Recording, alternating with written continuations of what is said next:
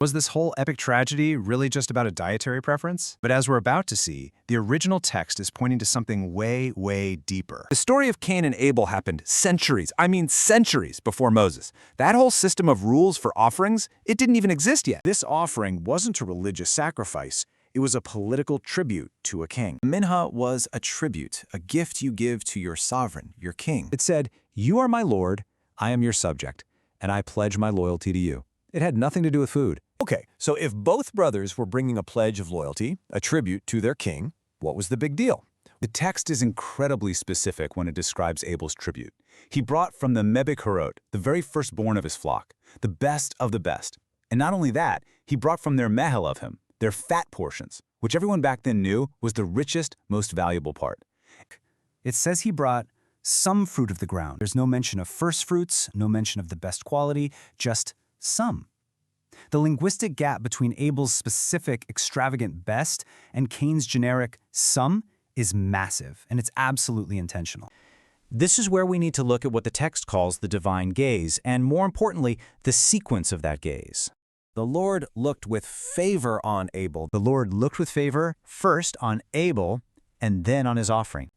The person is always scrutinized before the gift. The posture of the heart is seen before the work of the hands. The text says God did not look with favor, and the negative word used here is the Hebrew word lo. This is an absolute divine no. It's the exact same forceful rejection used in the Ten Commandments, as in, thou shalt not. What was the unseen catalyst that made the difference between an intense gaze of favor and an absolute refusal? The only variable left, the only piece that Genesis doesn't spell out for us, is what was going on inside the brothers themselves. And for that answer, for the missing piece of the puzzle, we jump forward in the story. The New Testament, specifically the book of Hebrews, acts like a divine commentary on this very moment.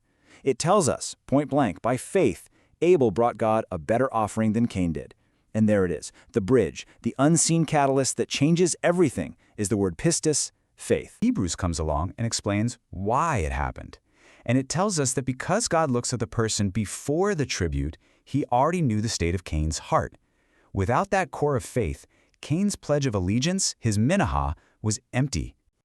So, when you put all these pieces together, the history, the language, this later commentary, it creates a complete paradigm shift in how we see this story. It was a political act, a pledge of loyalty from a subject to their sovereign king. Second, we see this incredible divine priority. The person always comes before the process. God's piercing gaze evaluates the heart first. Who you are is infinitely more important than what you bring to the table.